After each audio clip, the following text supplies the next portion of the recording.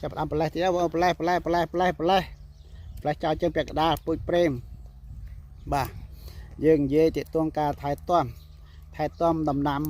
លម៉ើបាទបើសិនយើងអត់ចេះថែទាំទេណាផ្លែវាក៏អត់ឆ្ងាញ់ដែរហើយវាអត់ទុំស្រស់ដែរសំខាន់វាអត់ទុំស្រស់បងប្អូនសិក្សាមើលទេដាំលម៉ើខ្លួនឯងភាគច្រើនទុំអត់ស្រស់ទេបាទទុំអត់ស្មើគ្នាទេតែគេមានចេះកទេសទៅទុំវាស្មើគ្នាបងប្អូនឃើញទេទុំវាស្មើគ្នាព្រោះហេតុអីព្រោះការចេះកទេសរបស់មនុស្សម្នាក់បាទហ្នឹងហើយការយល់ដឹងអំពីដំណាំរុក្ខជាតិម្នាក់ទៅយើងយល់បាទយើងយល់អំពីតម្រូវការរបស់រុក្ខជាតិហ្នឹងបាទដូច្នេះយើងដូចខ្ញុំពីមុនអញ្ចឹងខ្ញុំអត់ដឹងទេខ្ញុំអត់ដឹងក្រោយមកខ្ញុំសិក្សាវាហេតុអីវាឆាប់រលុយហេតុអីវាផ្អែមវាទុំអត់ស្មើឃើញគេទុំស្មើលឿងអត់បាទទុំស្មើលឿងក្រហមគ្រប់អាម៉ាធ្លាយហ្នឹងក្រហមទាំងអស់អញ្ចឹងណា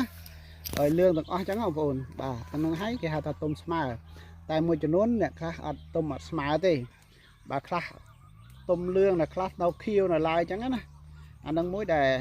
អត់មានចែកទេសបាទអត់មានចែកទេសអញ្ចឹងយើងមានចែកទេសទៅយើងយល់ពីការប្រើប្រាស់ហើយតម្រូវការរបស់វាទៅយើងក៏ធ្វើតាមនឹងទៅវាអូខេបងប្អូនបាទហ្នឹងហើយបាទនេះហើយគឺវិធីសាស្ត្រហើយការថែទាំរុក្ខជាតិបងប្អូនបាទហ្នឹងហើយបាទដូច្នេះសូមអរគុណច្រើនបងប្អូនបាទហ្នឹងហើយ